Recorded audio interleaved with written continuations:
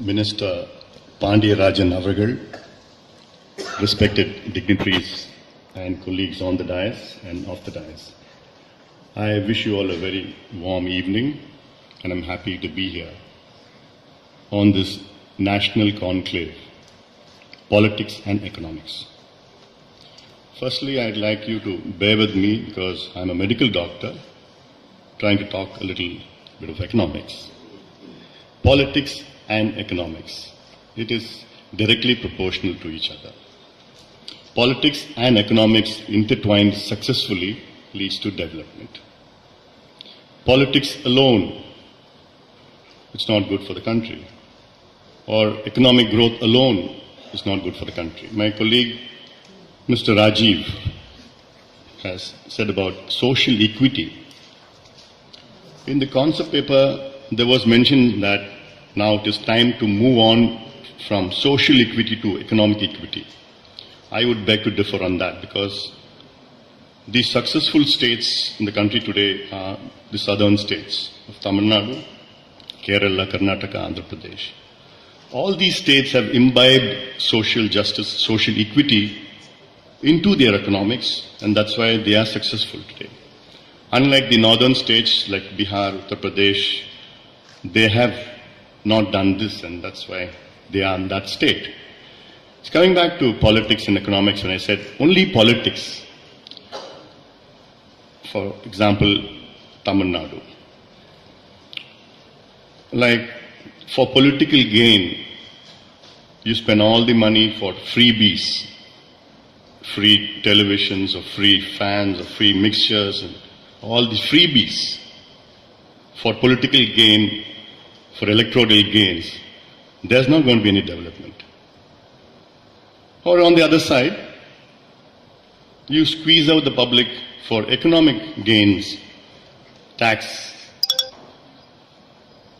or GST. I say GST is a good concept, but it needs a little more time. This is not the time to squeeze out the public, bring out the last penny to pay tax. Or in Tamil Nadu, for example, say Tasmak sales or alcohol sales. So for money, for economics, you try to increase the Tasmak revenue. For example, recently Diwali, a target was fixed for people to drink here, saying that yes, 360 crore rupees, they fixed it. So that is not good politics. That's not a good economics as well, because the Tasmak revenue in Tamil Nadu may be 36,000 crores, which is 1/3 of its tax revenue. I don't see anywhere in the world where you have 1/3 of your tax revenue coming from alcohol sales.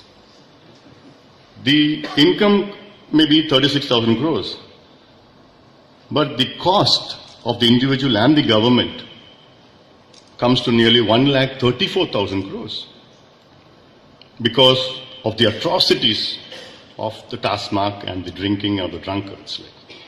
So that balance between politics and economics is very, very crucial today. Mr. Rajiv Gowda had said about urbanization. Some of you may be proud saying that India is moving towards urbanization. And some of you may think that urbanization means growth. I beg to counter. For me, urbanization means negative growth. For me, urbanization means there's no jobs in the rural areas. Farming is going on a downward trend. There's no employment, there's no money involved. And that is why all of them are flocking towards the urban areas for their livelihood. That is not growth. Tamil Nadu, we may boast that we have the highest urbanized population. We overtook Maharashtra. Today, Tamil Nadu urbanized population is 49%. You know what's the population of Chennai?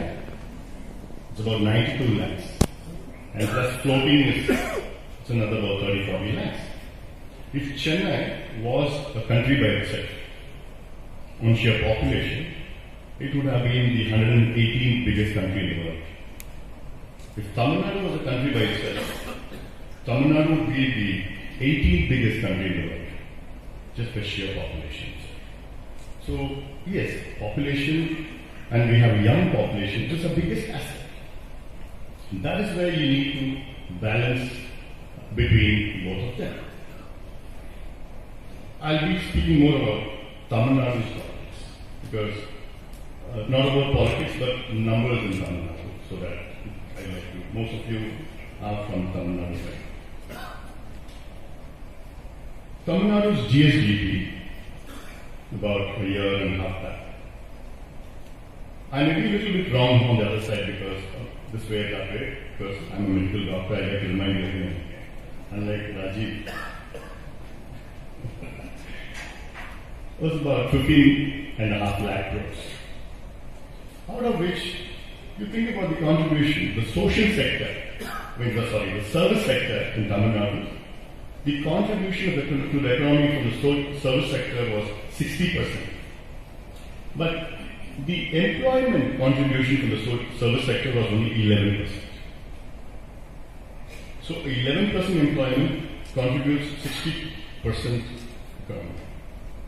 The manufacturing sector, the contribution was about 27%, but the employment was 24%.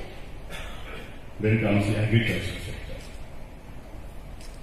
The contribution of agriculture sector 11%. The employment 65%. So this is where we have a problem. My friends on the dais, nothing much was spoken about agriculture. And for me, agriculture is very, very close to me. I consider the farmers as my gods because they feed me every day.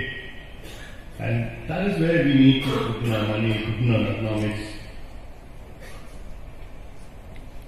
And India produces the highest amount of milk in the world. You know how much is exported? 1% as products.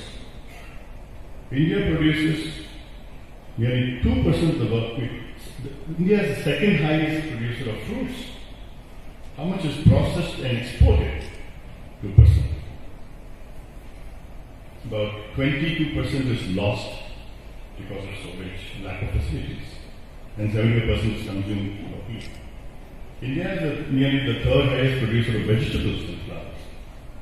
And how much again? The same. So we need to invest in that. I could give you a lot of examples worldwide, like Israel. And Israel has about 50 millimeters of rainfall a year. Tamil Nadu has got 950 millimeters rainfall a year. And Israel produces more flowers, and more vegetables, more fruits than Tamil Nadu. If we go back again about, I say, young population, are we giving them the due? How many engineering graduates come out of colleges in India? How many of them are employed every year? 8%. So what happens is another 92% of the young graduates who spend 5 lakhs, 10 lakhs loans, what do they do for employment? I know my constituency, a lot of engineering graduates do agriculture. Some of them do catering for weddings and festivals. There's no employment. There's no job opportunities. You could say GDP growth. You could be happy with your GDP. For me, GDP means GDP. When you say GDP is growing 6.75%, 7.25, it's going to go to 7.75%. According to me, an actual GDP growth is a happiness quotient. GDP growth should be equal to happiness. Are people happy today? Do youngsters have jobs? Are farmers happy today? Are industrialists happy today? Yes, we have regulated the system. We have cleaned up the system. But I see agricultural growth in India the lowest in the last 15 years. Raju, you can correct me. It's about 1.2%. And farmers choose science. Where is the investment in social sectors? And Raju rightly had said about rural indebtedness. The highest reason for rural indebtedness is spending on health. Not on agriculture, not on housing, not on education. Spending on health. And what is our country's health investment pertaining to GDP?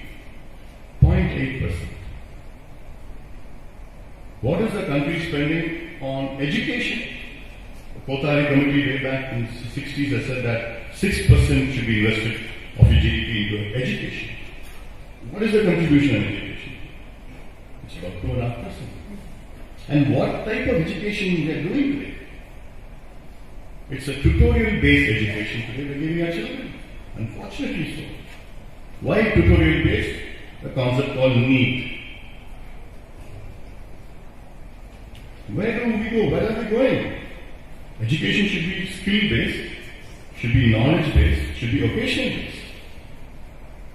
Where is the knowledge going to? You don't need to study 12th standard to study for your job.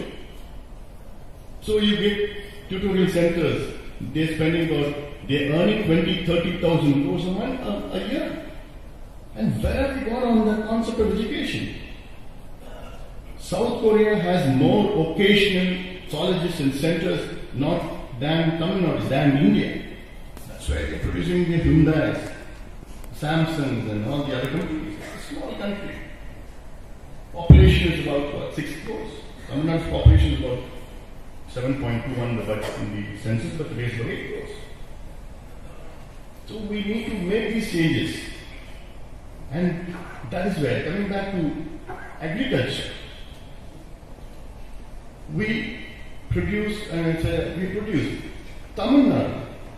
Tamil Nadu's agriculture, unfortunately, is going on the negative track, minus growth in agriculture. And then I said 65% of the population in Tamil Nadu based on agriculture. And minus, then where are they going? What should be done? Tamil Nadu has got a copious amount of rainfall, 950 millimeters a year. Andhra has got only 850 millimeters a year. Karnataka, the Coorg area has got about 3000 millimeters, but then the Belgaum area has got about 750 millimeters. But then where is the investment on infrastructure, on irrigation? That is where we invest on irrigation. Tamil Nadu's total capacity of storage of water, dams or rivers, we'll never call the lakes and everything, it's about 170 TMCs. Karnataka has about 350 TMCs.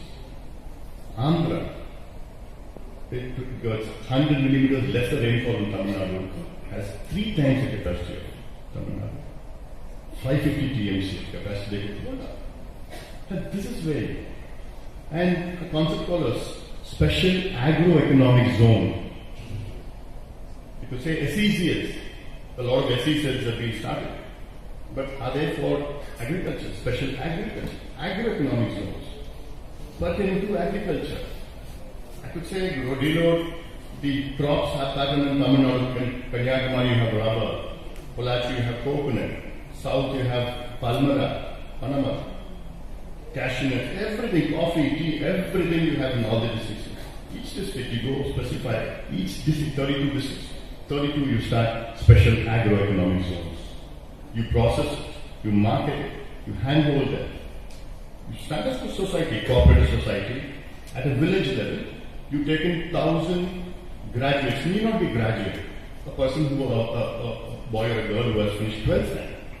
You pull them up, 1,000 of them in this area, which grows turmeric, which grows cashew nut, which grows jackfruit, or anything. Each of them should contribute 1,000 rupees. The government should contribute 5 crore rupees. Start an establishment, feed them, handhold them, market them. The concept of regional economic commissioners in UK. It's a very successful model. I could say again, divide Tamil Nadu into 5 zones. Each zone should have regional economic commissioners, which commissionerate with commissioners, and the commissioner should be chief secretary cadre. And he should be empowered to go worldwide, go anywhere in the world, a blank check, bring in investment. And bring in employment through investment. So that is something where you need to turn up the economic pattern, economic of the rural sector, and I'm sure there will be a huge growth. Coming back to Tamil Nadu, again, the Tamil Nadu's debt, when I say Tamil Nadu's budget, is about, Mr. Venkatesh said that the national budget was about 22 lakh crores. Tamil Nadu's budget was 2.2 lakh crores. And we said about 6 lakh crores for interests and then 6 lakh for salaries and pension. Tamil Nadu's budget, 2.22 lakh crores. Out of which the revenue, tax and the non-tax revenue for Tamil Nadu is about 1,76,000 crores. The Tamil Nadu government's tax revenue is about 1.12 lakh crores. Could be more. But where is the problem? Out of that tax and the non-tax revenue 1.76 lakh crores, 77,000 crores is being spent for salaries and pensions. That comes to about 40%. 73,000 crores is spent for freebies and subsidies. That comes to nearly about 39%. I am not against subsidies, but I am surely against freebies. A welfare state, a true welfare state, is one which gives its individuals, citizens, free education, free healthcare, and invest in agriculture. That is a true welfare state. But here, you don't see that much happening. Because when I say education, it's on to the roof. Healthcare is completely overshot. In agriculture, farmers are killing themselves. So coming back to the budget, when I say 80% of the budget is for freebies, subsidies, salaries and pension. And then Tamil Nadu has borrowed a lot of money. Till 2011, Tamil Nadu's administrative debt was about 1,01,000 crores. The last, from 47 to 2011. But from 2011 till today, the administrative total debt in Tamil Nadu is about 3,55,000 crores. I don't understand, in a span of 7 years, a state's administrative debt could triple. That is one part of the debt. The second part is the public department's debt. The public department, each of them has a debt of 35,000 crores, 40,000, 70,000, and so. So the total debt of Tamil Nadu, assumed for next March, is about 7,10,000 crores. And we are paying an interest for the administrative debt pattern. We are paying interest of 29,000 crores. For the public departments, we are paying interest of 32,000 crores, which comes to nearly about 62,000 crores. I may be wrong on plus or minus, but then this is the concept. So then, where is the development? Where is the money for development? I am saying this because today's topic is very relevant, where politics and economics, you do both. You intertwine both. Just for doing politics, just for doing electoral politics, just for election. Don't plan it out. Plan out for the next generation. Don't think about next election. So that is where you need to invest. Invest in education, invest in health sector, invest in agriculture. We are an agrarian society. So focus on that. Again, my solution to this, invest 1 lakh crores in irrigation in Tamil Nadu today. 25,000 crores a year for the next 4 years. You do that within a span of 5 to 7 years, Tamil Nadu will be the best agro state in the country. Just 1 lakh crores. Not on empty televisions and grinders and free. Give them free education. Today the education budget, school education is about 17,000 crores, whereas about 5,000, it's about 23,000 crores put together. Kothari Commission's recommendation, 6% of the GST, that comes to about 90,000 crores. You invest 70,000 crores on education in Tamil Nadu, you can give them every individual studying as free education. Revenues, yes, we have our resources.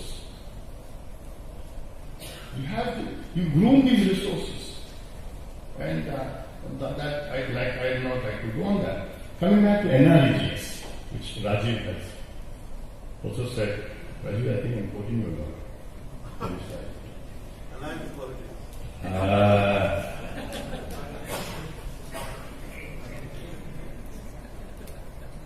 NREGS, 100-day guarantee, employment guarantee scheme. It's a very good scheme, but badly implemented.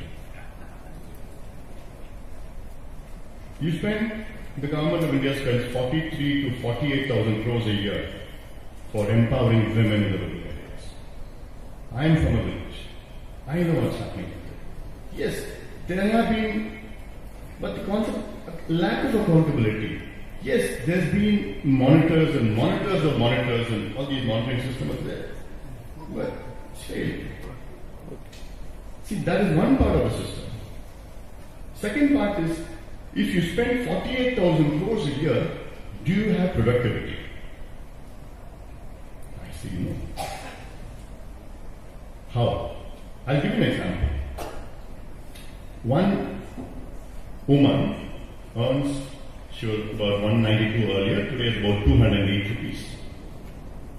Let's say 200 rupees. So, one woman for 1 day earns 200 rupees. One woman for 100 days earns 20,000 rupees. 100 women for 100 days earns 20 lakh rupees. So 100 women working for 100 days earning 20 lakh rupees, what is their productivity? They dig a pit for 100 feet by 100 feet and 2 feet depth. It comes to about 100 by 100 is about 20,000 CFT. Okay? 20,000 CFT they dig up earth in a lake for 20 lakh rupees. I could do it for 5,000 rupees.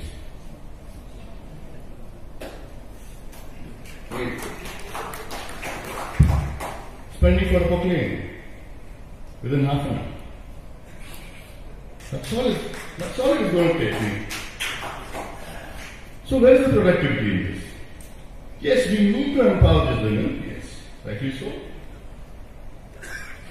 One of the best things happened was Panchayat Raj.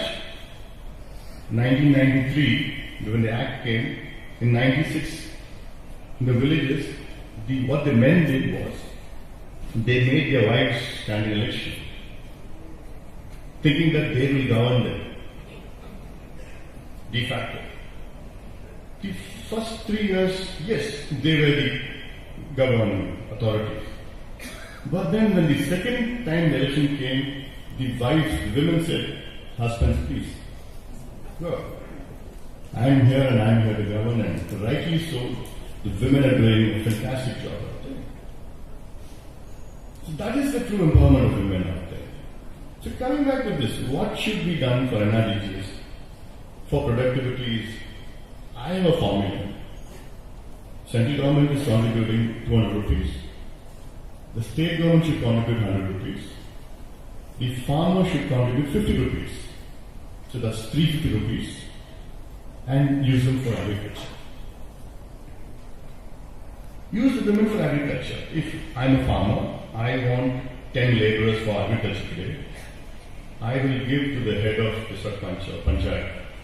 I'll go to my I need 10 people today. And I'll give them 250 rupees. No, 2,500 rupees. No, sorry, 500 rupees. 500 rupees. 500 rupees I'll give to Sarpanch. I said 10. So the rest will be contributed by the state and central government. And it's a win-win for everybody. It's going to be productivity, agriculture is going to be growing. The women are going to get 350 rupees, and there's not going to be middleman who is going to take up all the money out there. So that is something which is needed today. Women empowerment, productivity, which leads to economic growth. Another example of a revolution, economic revolution, is the Grameen Bank in Bangladesh. So, self-help group model here. Some states have a different model, but then we need to learn from them. So I think I'll end by what did I do? So I'll just say some things about when I was a minister, about grassroots economics. We launched a program called the National Rural Health Mission on April 12, 2005. When I took over as minister in 2004, my leader, Dr. Ramadoss, I went up to him and said, Appa, what should I do? He didn't think for 1 second, said, whatever the healthcare the President of India has been provided to the villagers living in the last village. Just like that. I met, at the time, Mr. Manmohan Singh, the Prime Minister. I met him and said, sir, what should I do? He said, exactly the same thing. He said, rural healthcare. He said, when he was Punjab, in a rural area, he had a problem with eyesight because there was no hospital for 12 kilometers. We sat and planned out for 9 months National Rural Health Mission. I don't know, many of you may not even know about the concept called the National Rural Health Mission. Today it is called a National Health Mission. I'm happy that even though governments have changed, the program still runs. And I used to breathe this program. I used to live this program. I had hundreds of reviews in all the states to make this program functional. Today the program has succeeded. I could say it by numbers.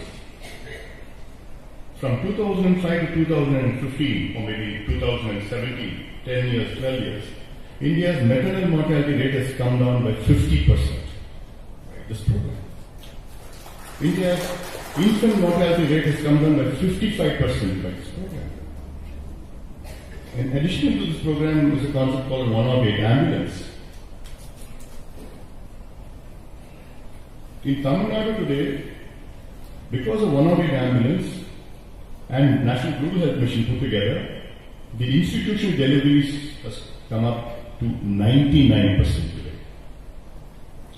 So this is what is empowering economy directly or indirectly at the root level. Coming back to NRHM, why National Rural Health Mission succeeded was my money from Delhi directly went to the primary health center. It didn't go from Delhi, it didn't go to Chennai. From Chennai, it didn't go to Salem. From Salem, it didn't go to Union. So that was what it succeeded, the program succeeded. We had in the district, we had a district health society.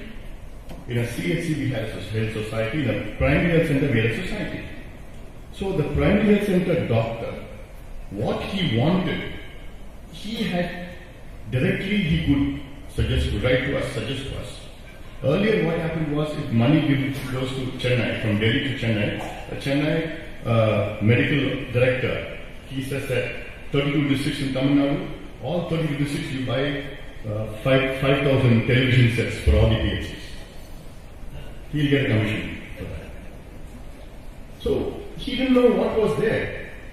So this program was what they wanted was happening for them. for a needle, for buying a needle in a PSC earlier, they used to write an indent. It used to take 3 months for it. Indent should go to the district, goes to the union district, and then sell. Today, it just takes them 2 minutes for it. So that empowerment we had given to them. And that is why these results have come. Also, at the time when I was there, we employed 7,000 Ashas. Not many people know what is Asha. Asha accredited.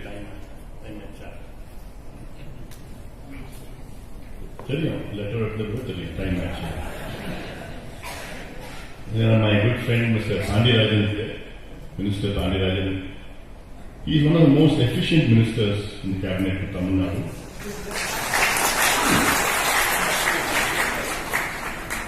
Ana problem enna inga Tamil Nadu,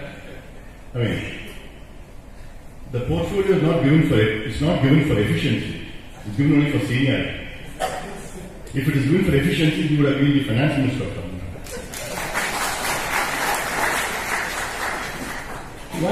Why I'm talking about Ashas? When I say grassroots empowerment, Ashas are called accredited social health activists. Ashas. So 7,000 of them employed for 6.5 lakh villages in India. At the time, Mr. Modi was a chief minister of Gujarat. So when we went to Gujarat, he spoke in the function. He says that, no, not about Asha, about 108 ambulance. Mr. Modi at the time, for 108 ambulance, when we launched the ambulance there, he said that the 108 ambulance comes before Yama. Yeah. That's why I don't know about the Hindi word of Yama. Yeah, Yama. So that's it.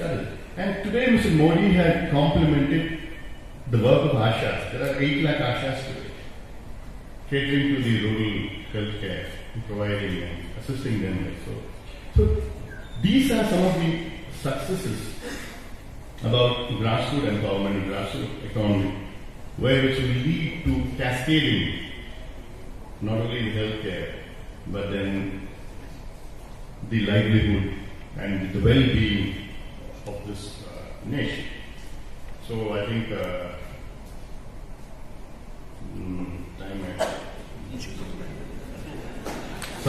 but maybe the next meeting I'll catch up on whatever left is there, so that there's so many things to share with you. How it go.